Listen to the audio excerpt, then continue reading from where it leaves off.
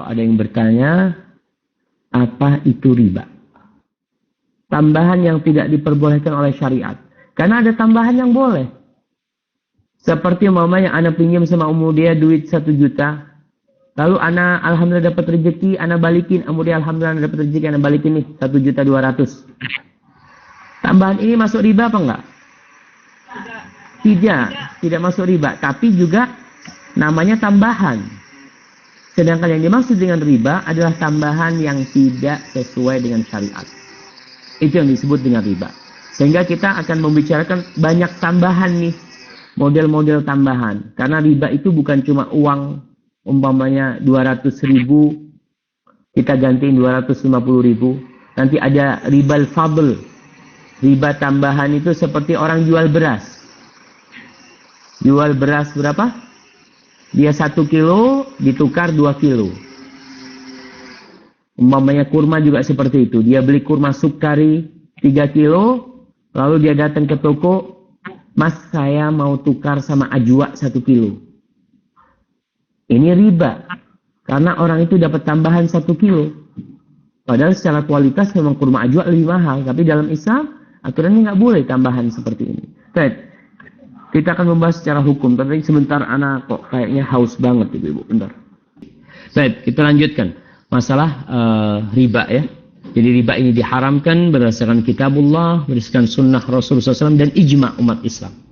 Semuanya berijma' kalau riba itu haram. Tapi ternyata sekarang kita melihat ada umat Islam yang berusaha untuk menghalalkan riba.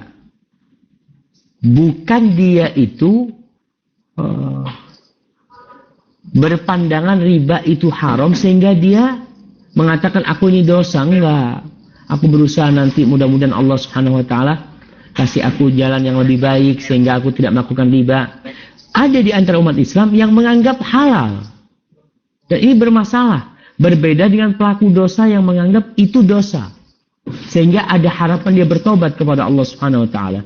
Kalau dia sudah menganggap itu halal, maka dia tidak ada harapan tobat bagi dia. Bahkan ini berbahaya sekali orang yang menganggap itu riba halal dengan berbagai dalih ya yang mengatakan ya sekarang kan riba yang terjadi itu kecil, kalau dulu besar maka itu haram, kalau yang kecil nggak apa-apa. Banyak dalil-dalil seperti itu untuk menghalalkan riba. Baik, coba kita lihat ayat-ayat Allah yang berkaitan dengan riba. Bagaimana Allah Subhanahu wa taala yang berhubungan dengan riba ini beliau benar-benar menekankannya. Bahkan Rasul sallallahu alaihi wasallam sebelum meninggal dunia ketika haji wada di depan 70.000 lebih para sahabatnya, salah satu poin yang beliau ingatkan kepada umatnya adalah tentang riba. Karena riba ini nyaman. Orang itu kalau melakukan riba, kayak yang terjadi di dunia sekarang. Orang itu lebih suka mendepositokan hartanya daripada dia berusaha. Kenapa? Kalau dia usaha, menurut dia ada potensi untuk rugi. Tapi kalau dia depositokan selesai aman. Tapi pandangan syariat, kalau engkau depositokan uangmu, pertama engkau melakukan yang haram. Yang kedua, berkah akan dicabut. Yang ketiga, ekonomi dunia, ekonomi negeri Indonesia, itu akan mati dengan orang-orang yang mendepositokan hartanya. Bahkan kemarin Anda membaca bagaimana wakil Presiden Indonesia, Yusuf Kala, berusaha untuk mengecilkan bunga deposit. Untuk apa? Agar orang ini tidak mendepositkan uangnya. Kalau kita bicara secara ekonomi, okelah yang kau lakukan adalah dengan mengecilkan bunga itu, sehingga orang akan berpikir, mungkin dia akan lebih investasi daripada dia mendepositkan uangnya, yang uang itu akan beku, akan mati di situ. Tapi yang penting bagaimana sebagai seorang muslim itu menjelaskan bahwasanya riba ini kita bukan bicara hanya urusan dunia, kita bicara urusan akhirat. Dan Allah Subhanahu wa taala apabila mencabut berkah dari sebuah harta, walaupun jumlahnya banyak, tapi tidak ada manfaat. Dan rizki adalah sesuatu yang bermanfaat buat kita. Baik, tafadhali. Dalam ayat ini disebutkan Allah Subhanahu wa taala menyeru orang-orang yang beriman, ya ayyuhalladzina amanu ittaqullaha wa zaru ma baqiya minar riba. Wahai orang-orang yang beriman, bertakwalah kepada Allah dan tinggalkan sisa riba yang belum dipungut. Ini berbeda kalau kita yang terjebak dalam pinjaman. Tapi ayat ini lebih kepada pemilik uang. Maka pemilik uang ini nggak boleh mengambil sisa yang masih ada di fulan. Umpamanya dia punya utang 10 juta. Seharusnya dia membayar 13 juta. Ternyata dia udah bayar tuh 9 juta. Ya udah tinggal 1 juta dia bayar, selesai. Akad 13 juta itu nggak boleh kita ambil sisanya. Tapi di satu sisi bagaimana posisi kita yang pinjam itu uang? Apakah kita harus membayar 13 juta? Ibu-ibu. Orang yang utang 10 juta, kemudian dia tahu kalau riba itu haram, apakah dia harus membayar 10 juta saja atau 13 juta? Ya 13 juta tetap. Kecuali orangnya ngerti. Kalau enggak mereka akan kirim orang. Kirim debt collector, kirim apa. Kita makan lah haram itu. Iya buat engkau haram. Mereka enggak ngerti yang seperti itu kadangkala bahkan tidak menggubrisnya. Subhanallah. Dan di sini Allah mengatakan fa illam taf'alu. Kalau engkau tidak melakukan perintah Allah itu, maka permaklumkanlah. Fa'dzanu. Ketahuilah bahwasanya Allah mengumumkan perang dan Rasul. Allahu Akbar. Ana subhanallah di kampung ini banyak riba kampungan. Orang yang pinjamkan uang ya, dia pinjam uang ke bank. Lalu dia pinjamkan ke masyarakat. Dia riba 2 kali. Dari bank dan kemudian dia ambil keuntungan dari masyarakat. Subhanallah. Hidup mereka awal-awalnya itu kaya raya. Punya ini, punya itu, subhanallah. Sekarang kalau melihat keluarga mereka hancur semuanya. Subhanallah. Habis semua harta mereka. Allah sudah mengumumkan perang. Tapi kadang-kala Allah menunda. Kapan Allah akan menurunkan iqabnya? Akan menurunkan sanksinya kepada itu orang. Tapi ini sudah jelas Allah mengumumkan perang.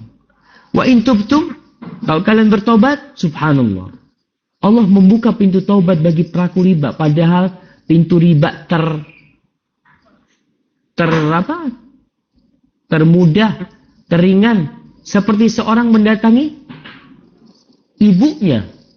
Na'udzubillah min dzalik. Tapi Allah tetap buka. Wa in tubtum falakum ru'usu amwalikum. Kalau kalian bertobat, bagi kalian adalah modal. La tadzlimuna wa la tudzlamun. Kalian tidak menzalimi dan tidak zalimi. Itu Allah Subhanahu wa taala subhanallah mensyaratkan bagi orang yang taubat untuk hanya mengambil modalnya dia saja. Sisanya tidak boleh diambil lagi. Tapi itu di dunia. Kemudian Allah menjelaskan bagaimana di akhirat nantinya. Rasul sallallahu alaihi wasallam mengatakan, yub'atsur rajulu ala qadri amali. Atau kama qala Rasulullah SAW. Orang itu akan dibangkitkan pada hari kiamat sesuai dengan amalannya. Sedangkan orang-orang yang makan riba ini, subhanallah, ibu-ibu, kalau di dunia melihat orang gila gimana? Kita hati Allah miris banget. Kita Allah alhamdulillah. Orang yang makan riba itu kayak orang gila nanti di hari kiamat. Jadi padang mahsyar kita akan, oh ini fulan ini yang makan riba nih. Kelihatan, itu jalannya. Dia digiring ke padang mahsyar seperti orang gila. Yang mungkin dia tidak ngurus, tidak apa ya. Dia bangun, kemudian dia jalan lagi seperti orang yang kerasukan setan seperti itu. Mungkin dia kejang-kejang, mungkin apa. Seperti itu. Dia akan dibangkitkan pada hari kiamat nanti. Sehingga Allah Subhanahu wa taala Ar-Rahmanir Rahim. Dia yang rahmatnya meliputi segala sesuatu. Yang rahimnya disampaikan kepada orang-orang yang beriman. Untuk pelaku riba, Allah benar-benar murka kepada mereka. Dan Masalah riba ini, ekonomi sebuah bangsa itu akan hancur gara-gara riba. Padahal manusia mau nggak mau butuh dengan uang. Kalau uangnya ditaruh di bank, gimana orang akan hidup? Allah mengatakan, alladzi ja'alahu Allahu lakum qiyaman. Ja'alallahu lakum qiyaman. Allah menjadikan uang itu, harta itu sebagai tonggak kehidupan. Ketika uangnya masuk bank, selesai. Baik, subhanallah. Kemudian di sini di ayat yang selanjutnya Allah katakan, yamhaqullahu riba wa yurbis sadaqat. Allah memusnahkan riba dan menyuburkan sedekah. Baik. Sebelum kita lanjutkan, ada orang yang berpandangan, kenapa sih riba nggak boleh, Ustaz? Apa bedanya riba dengan jualan? Ana beli barang, ibu-ibu beli barang, beli kerudung, harganya 100.000. Dijual 150.000. Dapat untung 50.000. Dapat tambahan nih. Terus ada orang pinjam duit sama ana 100.000. Lalu dia balikin 150.000. Apa bedanya? Gimana ibu?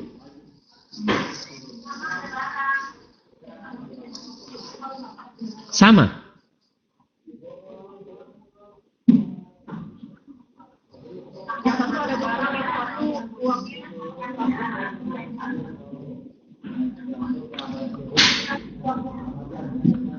Gimana? Suaranya nggak kedengaran tuh. Yang satu barangnya jelas. Yang satu barangnya jelas. Yang kedua, nah, subhanallah. Iya. Orang-orang kafir, orang jahiliyah, Allah sebutkan di surat Al-Baqarah, di ayat ini juga sebenarnya. Cuma Syekh tidak menyebutkan ayat itu. Ayat 275, 276. Orang-orang kafir mengatakan, innamal bai'u mithlur riba. Jual beli itu sama dengan riba. Mereka katakan itu. Apa jawab Allah? Wa ahallallahu al-bai'a wa harrama riba. Allah menghalalkan jual beli dan Allah mengharamkan riba. Sesuatu yang sama seharusnya kan hukumnya sama. Tapi kenapa dibedakan? Ternyata perbedaan itu di dasar dua amalan ini. Ketika orang jual beli, tujuan dia itu mencari keuntungan. Ketika orang meminjamkan uang, tujuannya itu membantu sebenarnya. Utang piutang itu babnya babul ihsan. Bab kita membantu orang yang butuh. Sedangkan jual beli babnya itu babul ribih, kita cari keuntungan.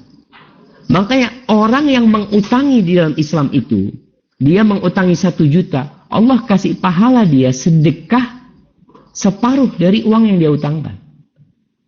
Sebelum jatuh temponya. Ada yang mengatakan hadis lain, dia dapat seperti nominal pahala dia sedekah dengan jumlah uang yang dia hutangkan. Kalau dia ngutangin 1 juta, dia dapat pahala bersedekah 1 juta.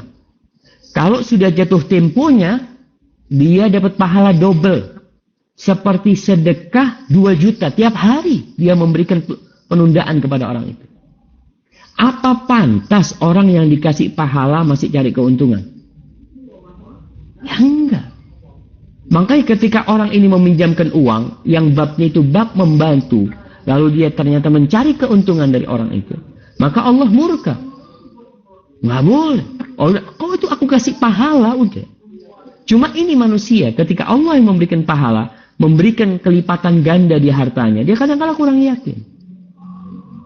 Maka babnya berbeda. Bab orang dagang memang berniaga itu mencari keuntungan. Makanya boleh jual beli kredit dengan harga yang lebih mahal.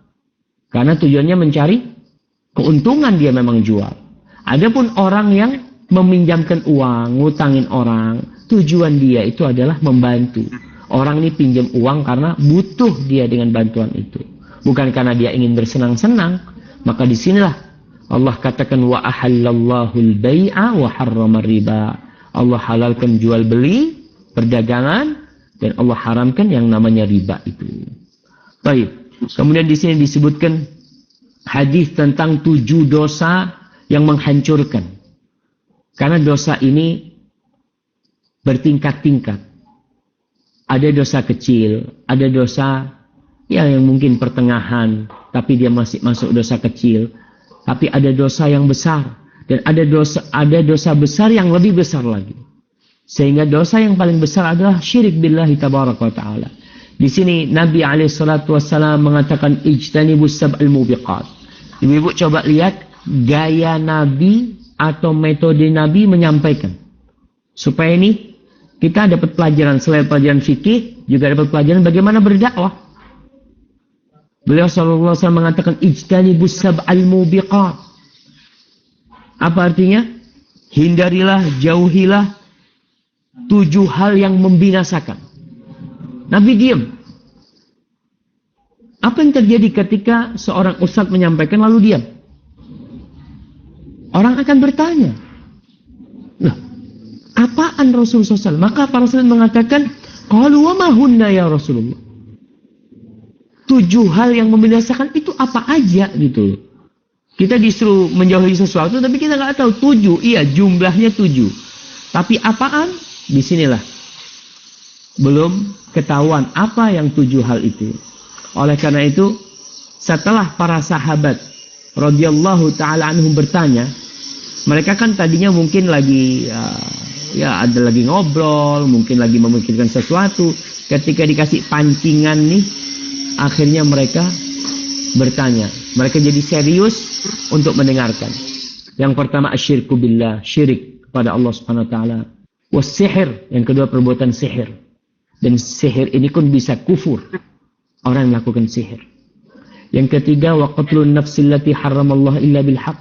Membunuh jiwa yang Allah haramkan kecuali dengan cara yang benar. Ini sebuah batasan yang jelas bil haq. Karena ada orang yang bertanya kadang-kala, Ustaz, katanya membunuh dalam Islam itu dosa besar. Bahkan pembunuh itu diancam akan kekal di dalam api neraka. Bagaimana dengan algojo yang membunuh pembunuh? Ibu-ibu, bagaimana hukumnya? Seorang yang tugasnya membunuh, apa dia juga melakukan dosa besar?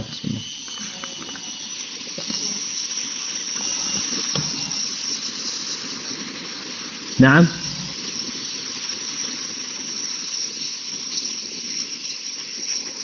dia membunuh bil haq. Dia membunuh dengan cara yang memang benar, dibenarkan oleh syariat. Memang yang pembunuh itu hukumnya dibunuh, sehingga pembunuh yang melakukan tukang algojo ini atau penjagal yang tugasnya membunuh para pembunuh pelaku dosa, maka dia tidak berdosa. Walaupun dia muslim, nah hukumnya memang dia dibunuh. Kemudian yang keempat disebutkan wa aklur riba, dan makan riba. Makan riba itu termasuk dosa besar. Yang kelima wa aklu malil yatim, makan hartanya anak yatim. Ini di negeri kita banyak yayasan-yayasan yatim piatu yang menerima sumbangan-sumbangan, tapi hasil sumbangan itu kemana? Wallahu a'lam bishawab. Ini termasuk dosa besar. Wa tawalli yaumaz zahf, dan melarikan diri dari medan perang. Dan yang terakhir adalah qadful muhsanatil ghafilatil mu'minat, yaitu menuduh wanita-wanita yang salihat, yang menjaga kehormatan dirinya, yang beriman kepada Allah berzina. Menuduh ini bisa jadi dengan mengatakan, ini pelacur nih datang. Itu termasuk kita menuduh ya, hati-hati. Kemudian kita mungkin ada perempuan ya, yang memang gayanya gaya pelacur. Mungkin kita tahu di kampung, biasanya di kampung ada wanita-wanita yang kayaknya ini nih kayaknya pelacur nih perempuannya. Nggak boleh jamaah kita menuduh seperti itu. Ini kayaknya pezina ini umpamanya. Kalau memang dia itu ya sekarang PSK ya, pelajar-pelajar disebut PSK sekarang. Ini memang kerjaannya seperti itu. Tapi ini al-mu'minat, orang-orang mukmin ya. Kadangkala subhanallah di kampung ini, di kampung yang banyak jandanya itu banyak masalah. Di Jember ini kalau ada janda datang ke Jember, umpamanya dia punya rumah di Jember itu Masya Allah, istri-istrinya Ustadz itu pada ketakutan semuanya. Nah, kata dia, ya Allah, ini bang ada janda nih, kata dia. Subhanallah, apalagi kalau jandanya aktif kajian. Ini tambah, subhanallah. Maka perlu diperhatikan, dijaga lisan kita, jaga terhadap wanita-wanita yang mukminat seperti itu ya. Kita jaga mereka, itu kewajiban kita menjaga bersama masyarakat muslim. Karena dengan banyaknya kita menebarkan kata-kata tuduhan-tuduhan fulan berzina, ini berzina, itu berzina, dan seorang suami pun tidak boleh gampang-gampang menuduh istrinya berzina. Cuma hukumnya berbeda, qadzaf ini. Kalau suami, dia tidak perlu mendatangkan 4 saksi untuk istrinya berzina. Dia bersumpah, kalau istriku berzina. Tapi si perempuan pun bisa membela diri dengan bersumpah, aku tidak berzina. Tapi kalau orang lain yang nuduh tetangganya, fulana berzina. Dia mengatakan, umpamanya seorang datang ke seorang suami, istrimu tuh berzina. Maka orang yang mengatakan istrimu berzina ini wajib mendatangkan 4 saksi. Kalau 4 saksi tidak ada yang melihat dia berzina, maka orang ini akan dipecut sebanyak 80 kali sebagai ganjaran dia menuduh. Walaupun benar kejadian perzinahan itu. Kalau tidak ada 4 saksi, maka dia mau 3. Pernah terjadi masa sahabat. Ada orang yang bersaksi bahwasanya fulan berzina. 4 orang datang menjadi saksi. Yang 3 ini mengatakan iya. Yang keempat, aduh, ana kayaknya nggak ngelihat. Ana cuma lihat dia itu berduaan. Tapi ngelihat dia berhubungan nggak tahu mamanya. 3 orang ini semuanya dipecut. Didera dalam Islam. Ini masalah kehormatan jemaah. Kalau tidak, bro, ini masalah kehormatan. Kalau tidak, semua orang akan ngomong seenaknya.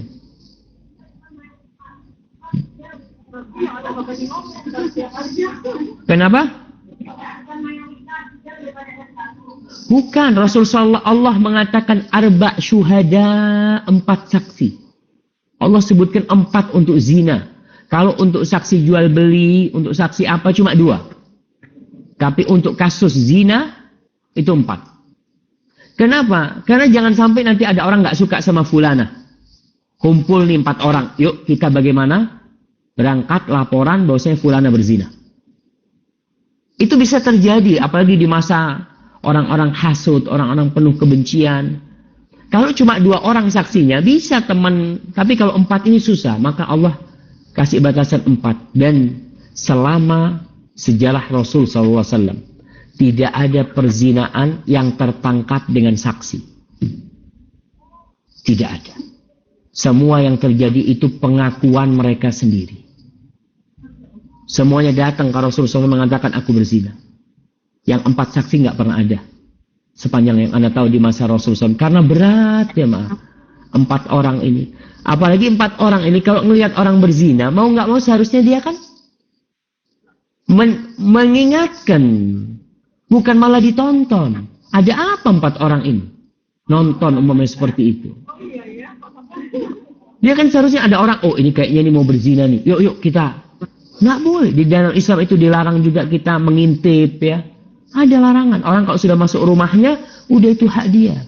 Kecuali kita melihat ini orang masukkan wanita yang bukan mahram dia. Maka kita bisa laporan. Lalu kita laporkan seperti terjadi kasus penggerebekan. Itu nggak masalah.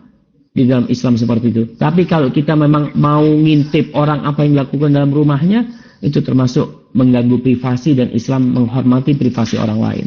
Tapi barakallah, ini berkaitan dengan menuduh ya. Hati-hati kita ngomong fulan pelacur. Disebutkan kalau ada orang memanggil, wahai pezina, itu sudah menuduh. Padahal dia gurau umpamanya. Kau gimana gurau tentang perzinaan? Nah, barakallah fiik. Dilanjutkan. Subhanallah, kita bayangkan nih. Rasul sallallahu alaihi wasallam hidup di masa yang tulis menulis masih belum banyak. Sekolahan belum banyak. Dan Rasul sallallahu alaihi wasallam melaknat 4 yang ikut serta dalam prosesi riba. Yang pertama akil riba. Siapa akul riba? Yang punya uang. Mukilur riba. Siapa yang ngasih makan riba? Yang pinjam uang. Jadi jangan sampai sebagian orang mengatakan, Ustaz, yang dilaknat itu kan yang punya duit. Karena dia, umpamanya kita katakan dia tertawa di atas penderitaan orang lain. Kalau anak kan memang butuh uang. Masa anak juga ya dilaknat? Karena apa? Karena engkau ngasih makan dia. Riba itu. Kalau tidak ada dirimu, nggak akan terjadi riba. Kalau engkau tidak pinjam, riba tidak akan terjadi. Dia pun kalau tidak meminjamkan uangnya dengan riba, riba tidak akan terjadi. Maka lingkaran ini, itu semua dilaknat. Dari mulai pemilik modal, kemudian peminjam uang, lalu penulis, dan yang jadi saksi. Subhanallah. Nggak dalam bayangan sekarang riba itu sudah menjadi instansi, menjadi lembaga yang besar. Yang memiliki penulis, saksi, ada pemilik modal. Dan ibu-ibu mungkin bisa tanya, kebanyakan yang kerja di bank itu muslim apa non-muslim? Muslim. Ya rahmukallah. Dia menjadi penulis, ada yang menjadi ini, menjadi itu. Yang jelas, bank riba ini tidak akan berjalan kecuali ada orang yang mendukung. Siapa pendukungnya? Ya semua yang ada di dalam. Kalau orang muslim semuanya keluar, tutup itu bank. Mau nggak mau dia akan tutup. Apalagi di Indonesia yang mayoritas muslim.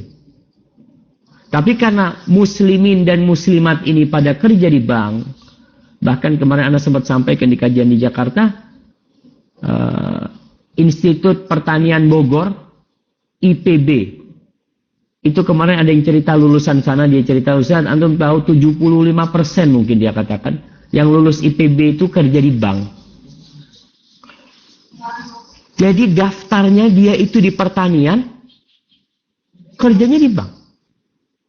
Kenapa? Ini yang menyebabkan kenapa pertanian di negeri kita harus impor ya. Semua yang kembali ke bank. Ternyata insinyur-insinyur pertanian kerjanya di bank. Seharusnya kita punya lahan yang begitu luasnya. Butuh lahan ini dengan insinyur-insinyur pertanian. Tapi nggak ada. Mereka tahu kalau harus bertani, aduh capek lah. Enak duduk. Pakai AC, nikmat. Dan ini kembali, ternyata bank ini pengaruhnya bukan hanya urusan uang. Bahkan pertanian Indonesia pun gara-gara banyak bank ini, ternyata itu mempengaruhi besar terhadap ekonomi negeri kita. Makanya yang nulis, yang jadi saksi semua, itu waqalahum sawa, mereka sama dosanya. Sama-sama dilaknat di sini. Kalau mungkin laknatnya lebih besar pula, wallahu a'lam bishawab. Bagaimana dengan pekerja lain di bank? Ya mungkin nggak sama, tapi tetap ada bagian. Karena dia termasuk membantu dalam kemungkaran.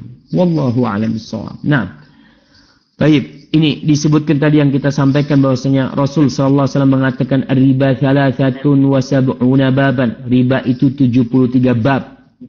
73 pintu. Aisaruha mithla an yankihar rajul ummah. Subhanallah. Yang paling ringan dosa riba itu seperti seorang yang menzinahi ibunya. Ibu-ibu pernah dengar dosa dengan ancaman seperti ini? Kayaknya nggak ada. Kecuali riba. Ini dari bahayanya riba. Rasul sallallahu alaihi wasallam, subhanallah, lebih berat dosanya daripada 36 pelacur, pezina. Padahal cuma makan riba. Dan pelaku riba itu merasa pezina dosanya lebih besar dari dia. Rata-rata seperti itu. Oh, aku yang penting gak berzina, kata dia. Aku yang penting tidak ini, tidak itu. Yang aku cuma usaha. Subhanallah. Rasul SAW mengatakan lebih besar dosanya 1 dirham yang kau makan itu 1 dirham. Lebih besar daripada 336 pezina dosanya. Na'udzubillah min dzalik. Baik. Di sini Ibnu Mas'ud Rasul sallallahu alaihi wasallam menjelaskan tadi yang kita sebutkan tentang barokah. Orang yang riba, dia berpikir uangnya bertambah. Dan orang yang bersedekah, secara realita uangnya berkurang. Yang riba 10.000 jadi 15.000, yang sedekah dia punya uang 15.000, tinggal 5.000 sedekah 10.000. Tapi Rasul sallallahu alaihi wasallam menjelaskan di sini, Ma ahadun aktsara min riba illa kana aqibatu amrihi ila qillah. Tidak ada orang yang menumpuk hartanya, memperhartanya dengan jalan riba, kecuali akhirnya nanti adalah akan kecil. Nah, ini Syekh menjelaskan bahwasanya riba nasiah adalah tambahan yang sudah ditentukan di awal transaksi. Di awal transaksi. Awal transaksi ini, kalau riba di masa jahiliyah. Riba di masa jahiliyah itu lebih penyayang, lebih berperi kemanusiaan daripada riba sekarang. Mereka itu biasanya orang jahiliyah pinjam uang 1 juta, bayar 1 juta.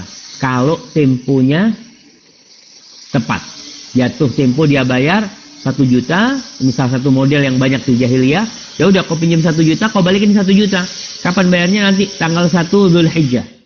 Tanggal 1 Dzulhijjah, di sini baru terjadi nanti riba. Dia mengatakan, kau mau bayar nggak? Katanya kayaknya aku kasih waktu lagi, ya udah kalau kau mau tunda, berarti kau bayarnya nanti 1.200.000 bulan depan. Ini riba nasiah karena tambahan waktu, tempo yang diberikan.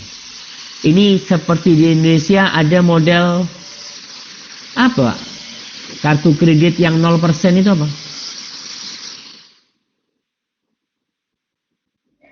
Jadi orang beli sesuatu pakai kartu itu, kalau bayarnya di akhir bulan tepat waktu, nggak kena biaya tambahan. Apa tuh namanya?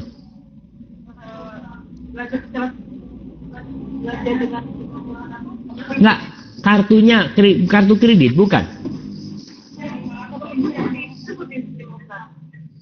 Nah, yang seperti itu mungkin orang sebagian berpikir, loh, Ustadz ini nggak ada bunganya Ustadz.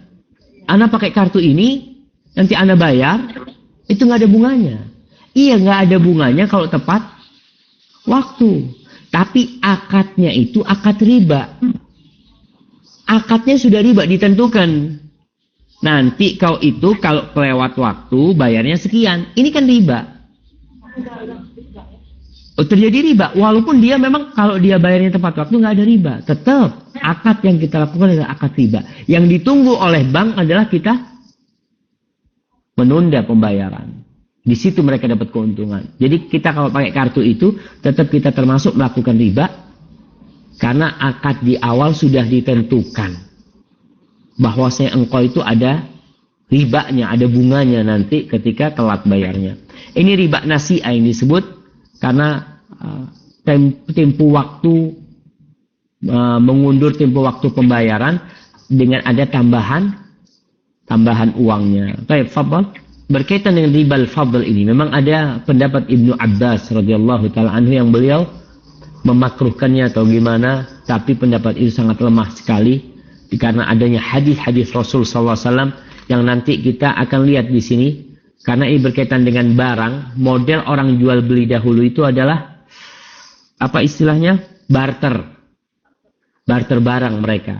Karena dulu uang tidak banyak ya, maka barter barang. Berkaitan dengan barter barang ini, tidak semua barang itu bisa riba. Enggak. Ada beberapa barang ketentuannya nanti kita akan baca insyaAllah mungkin pada. Ya insyaAllah masa ribal fadl itu seperti emas, perak, kemudian beras, nanti memang kurma, zabib dan semisalnya itu bisa dibaca pada pertemuan yang akan datang. Nanti kita kaji insyaAllah bersama. Hadza wallahu a'lam bishawab. Wassallallahu ala nabiyyina Muhammad wa ala alihi wasallam. Assalamualaikum warahmatullahi wabarakatuh.